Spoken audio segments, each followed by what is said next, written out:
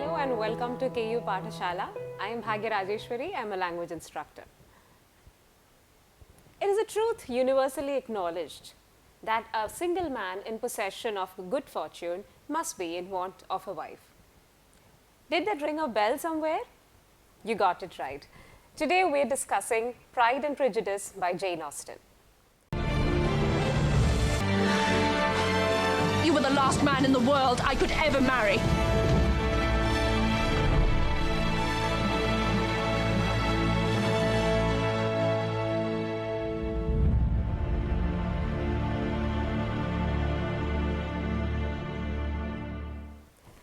This novel of manners mirrors the domestic life of 18th and 19th century English landed gentry. Now, talking about Jane Austen, she belonged to the 18th century writers of Victorian England. And she wrote 6 full-length novels which made her quite popular. But her personal life was not something that a lot of people knew about. Now, this was not because she chose to be a very private person. She wasn't actually, which we come to know about it very later through a lot of biographies and narratives that came up later after her death. Now, she was not a very private person. In fact, she actually wrote, a couple of letters were discovered later, a few letters that she wrote to her older sister Cassandra, which were burned, and the reason behind burning those letters was that in those letters, there were some acidic and forthright comments she made about a few neighbors and her family members. Now, that speaks volumes about the satirical tone she adopts in most of her novels, and Pride and Prejudice is no exception. So, I would say Pride and Prejudice is very often called as a romantic novel, but I would say it's much more than that. It's not just a romantic novel, it's a satirical novel as well. So, we'll discuss about it as we progress.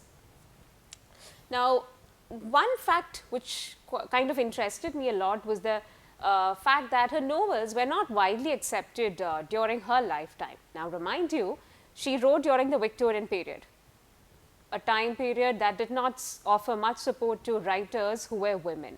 We had a lot of women writers during the Victorian age writing under male pen names, who used to publish anonymously. Jane Austen was no exception. She actually published her works anonymously, but it did not gain wide acceptance or the kind of readership that we see today. Today Jane Austen is definitely one of the most popular writers of all time. Her Pride and Prejudice especially has been adapted a number of times into films and drama, and it continues to be one of the top selling books and one that tops the chart of all bibliophiles. Now, the major change that came about, when did Jane Austen novels became popular? It was actually almost 10 years after its actual publication date. Pride and Prejudice was published in 1813, but almost 10 years later, in 1833, it was Richard Bentley who came out with a series of novels, where he was including a number of novels written by other writers, and this series was called Standard Series. And in this Standard Series, he included Jane Austen's works, which went on to become quite popular.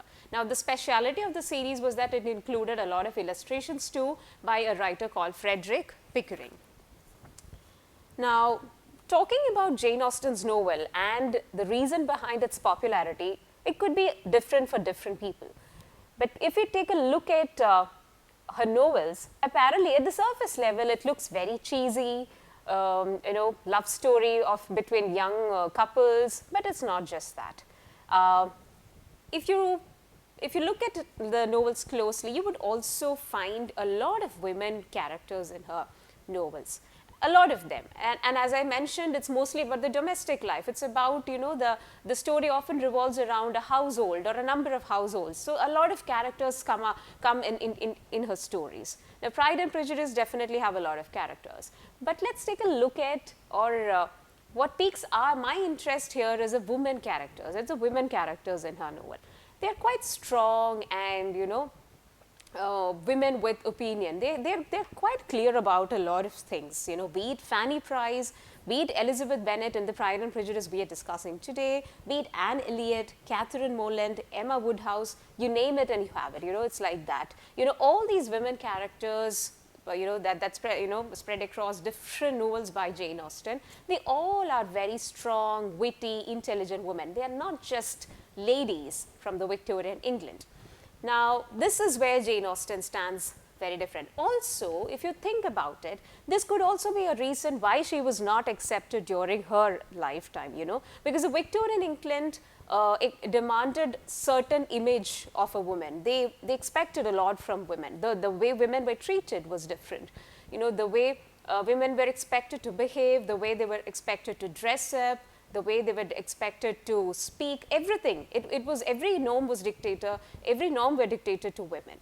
So maybe because her characters were slightly different from the dictated norms, maybe that could be the reason why she did not become quite popular, or her novels did not become quite popular during her lifetime. Now, during the 18th and 19th century, this is another interesting fact. If you look at these novels, this is one reason why I say these novels are not just stories. They are historical documents also. It tells you a lot about the past, which is very important in order to understand the present that we are all living in now. Right? So, if you go back a couple of centuries, like in the 18th or the 19th century, reading a novel was not considered a very appreciable skill or a habit. It was actually looked down upon. Now, I'm not talking about reading as a skill. I'm talking about reading novels. Now, this was something that was given only to women, and women used to read only to entertain themselves. So, it was just like reading a magazine. So, women read just to entertain themselves. There is nothing more than that. So, it was seen as a waste of time actually. It's a waste of time, damaging not only the mind and the morale of the reader, but also their eyesight and posture. Can you imagine somebody ridiculing you for reading a novel? So, this question is to all those bibliophiles. Today, in the social media platforms, we have so much of digital content. We read a lot. We read whatever we like. Even today, there are, biases towards different genres. Like, for instance, crime fiction is not seen as part of a mainstream literature. So, this is, these kinds of biases still exist. What we need to understand is that biases existed earlier also, but everything changed, as time progressed. So, maybe the biases will continue to appear and will also continue to disappear. So, what we have to understand, the novel that we hold very close, very dear to our hearts today, there was a time when reading a novel was considered a waste of time. It was considered corrupting your mind and the morale of the reader, when it was considered affecting your eyesight and your posture. I cannot imagine somebody ridiculing me for reading a favorite novel of mine, but this was the case back in those days. So, Jane Austen, this is why I say Jane Austen's works are not just cheesy romantic stories. They are not that. It might appear to you at first sight, but they are not. You need to go deeper down to understand her better. So, she used these novels in order to convey that reading novels are not just to entertain yourselves. Reading novels can be a resource that will help you, grow your mind and your ideas, especially for women. She encouraged it. And where can you see this? You can see this in all her novels. For instance, in Pride and Prejudice itself, Elizabeth Bennet is a wonderful reader. She's an avid reader, a serious reader, whom you call a serious reader. There are people who just read for pleasure. Then there are also people who read because it's a very serious activity for them. It's a very serious skill and a serious habit for them. So, Elizabeth Bennet is like that. Even if you take the character of Caroline Bingley in Pride and Prejudice. Now, we haven't spoken much about the characters, but I need to tell you about her. Caroline Bingley is a character who's not a great reader actually, but through her also Jane Austen brings out her idea of how important reading as a skill is. There is a point where Caroline Bingley, she's wooing Mr. Darcy, who's a protagonist of Pride and Prejudice. He's a hero, if you can call him like that. He's a hero of the novel. She says this, "I declare that there is no enjoyment like reading. How much sooner someone tires of anything than of a book. When I have a house, I shall be miserable if I have not an excellent library." This is what she says. So, through different characters, at different points, at different junctures, she brings in this concept of how important reading is for women as well. Let's not make a gender discrimination there. So, women did not read, it need not read just to entertain, but they should be reading in order as a resource, as a fertile for their minds to grow. So, Jane Austen used novels as a vehicle to convey all this. So that's why I said she is not as simple and as cheesy and as romantic as she appears before you at the first sight. She's definitely much more than that. And I think, isn't she terrific, just like all the women characters she created? I'm not surprised at the fact that when her nephew brought out a biographical narrative, Memoirs of Jane Austen, it was a highly censored one. So that just makes me even more curious about this writer, and I understand and I look at her as one brutally honest woman who was fed up with the pretensions of the society. And she was very outspoken as well. She might have been an outspoken, frank woman, right? And probably that's why everything, she in the memoirs and the narratives and the biographical narratives that has come out, she appears as a very good, quiet woman. That image of a Victorian woman, the Victorian image of a woman that was forced upon her. Unfortunately, she is not alive. And I even think if she was alive today, she would have been one of the most popular writers on social media. She would be, commenting, and she would be, sending her opinion on probably everything that's happening around us. Would have been. I think a lot of writers that we're reading today, they were born way ahead of time.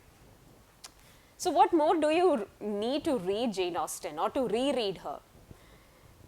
So now coming to the plot, Pride and Prejudice, as I mentioned, has been adapted a number of times into, I think the recent movie came out back in 2005 or 2006, and it is still loved.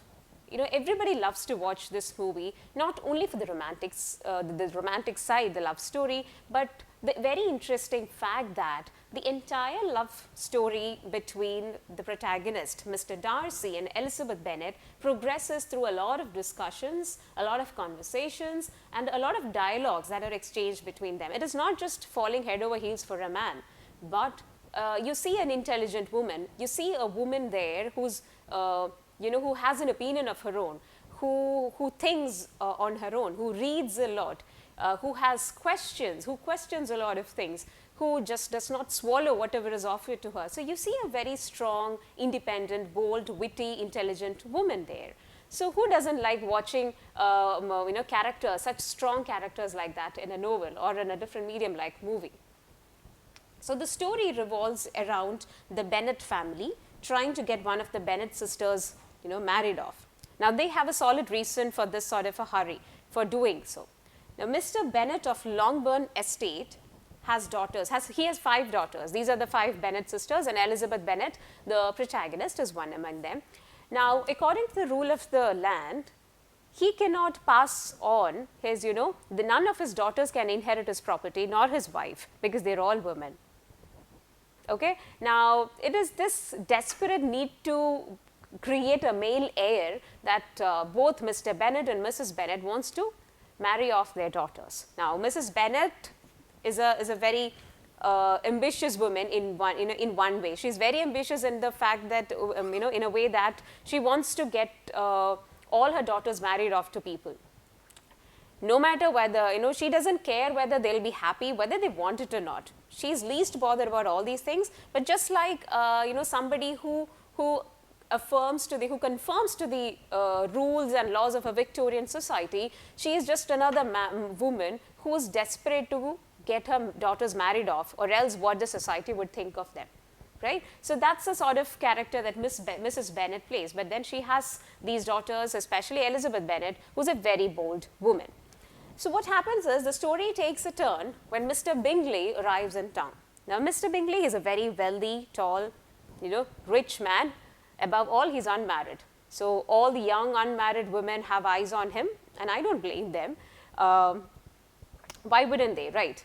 So Mr. Bingley arrives in town, and he invites a lot of people to a ballroom session. Now, the Bennets also receive an invitation, and Mrs. Bennet is on cloud 9 because she just wants to send everybody, all her daughters, to the ball so that at least one of them gets married. Now, there is also Mr. Darcy. Now, Mr. Darcy, who's the protagonist of Pride and Prejudice, is Mr. Bingley's friend. He again is a very tall, intelligent, wealthy man, that any girl would love to have as a husband, according to the novel. But he lacks a lot of social graces. He is not socially amiable. He doesn't talk much. He walks with a lot of pride, and he's a sort of a very reserved person. So very often he gives out an image of somebody who lives with a lot of pride, excessive pride, right? And Elizabeth Bennet, on the other hand, is the other protagonist of the novel. The story, as I mentioned, is the main plot revolves around Elizabeth Bennet and Mr. Darcy. So Elizabeth Bennet, on the other hand, is a very witty, intelligent woman, and she's intelligent and beautiful too. But one thing that is very particular about her character is that she is very judgmental, and she often forms prejudices about the people she meets, and they're very firm prejudices, very hard to go. Now the story progresses as the love between Mr. Darcy and Elizabeth Bennet progresses. Now it's not a love at first sight. They like each other, but at the same time both are people who have their own opinion, who have a very firm upbringing and a background, cultural background, and these things conflict and clash often, and this comes out in the form of conversations they have, the discussions they have, the dialogues they exchange, the disagreements they have. That happens quite often, but at the end, everything, all loose strings are attached, and they unite. They unite when Mr. Darcy gives up his pride, and Miss Elizabeth Bennet lets go of her prejudices. So that's how the story ends, and Mrs. Bennet is probably the happiest individual when the story ends. Parallelly, there are a couple of other love stories also that run. For instance, Jane Bennet, between Mr. Bingley and Jane Bennet. So this, the whole story of Pride and Prejudice may apparently look like a number of love stories between a lot of characters in this. But if you look at it closely, if you take a deeper look at it, you understand that you get a clear picture of how England was like back then. How was women, the way it treated women, how it was different, how things have changed over time. Was there a reason? For instance, if the biggest revelation itself, it is the fact that Jane Austen published anonymously, the fact that her work was not accepted widely just because her, the novel had very strong characters, very bold, independent women in it, in itself is very telling. It speaks volumes about how the society was like back then. It also says a lot about the class conflict, the class system, which was very rigid in England, how the conflict between different classes. For instance, Mr. Bingley and Mr. Darcy, they belong to an upper class. There are particular, there are points and there are junctures in the novel where Elizabeth Bennet is kind of ridiculed and insulted by the members in Mr. Darcy's household, just because she belongs to a different class, just because she is not aristocratic and noble like his family. So the class conflict is also brought out in this. So it tells a lot about, as you read through it, you feel like reading a love story, but by the time you finish the novel, you have a lot with you. You have so much of history with you. You know a lot about England. You know how much this has perpetrated into other parts of the world. Even though we are talking about the Victorian England, there is so much that has got into other parts of the country, that has this Victorian attitude, the Victorian morale, how much it has influenced other parts of the world. So you actually take away a lot of history, not just a story or a plot from it. So that's why I say Pride and Prejudice is not just a romantic novel. And before coming to an end, I would also like to say that Pride and Prejudice, the kind of recognition, the kind of glory, or the kind of fame, the popularity that it has today, might not tell you or might not tell us about the kind of brickbats it received back in those days. It was believed to possess an unrealistic fairy tale quality. It was also said that the romantic conclusion that Austen has given to this novel, the story, the plot, is deliberate. As one of the critics mentioned, he said that it has been deliberately given in order to hide a couple of hedges. There are a lot of conflicts, and Austen doesn't want to show off that. That's why it has been given a romantic conclusion. But all said and done, I think there is no writer like Austen whose novels are dripping with social satire. And probably satire like, any other writers, a lot of writers that we have, not just in English, even in Malayalam or a lot of other languages, satire continues to be the most powerful tool for correction. And I think it's quite obvious from her novels that she was not that kind of a woman who was taking in everything that was thrown at her. She was actually taking these things that were thrown at her and throwing back to the people who threw it to her. So she was brutally honest about things, and she understood that she could not say this openly in the public, so she used probably one of the most powerful mediums of back then, writing novels, and that continues to stand the test of the time. I think I would recommend Jane Austen to all those who haven't met her yet through her novels, and I would remind those who have already read her to reread her again, for she never fails to surprise us. So thank you so much for listening, and I hope you have a great time reading Jane Austen. Thank you.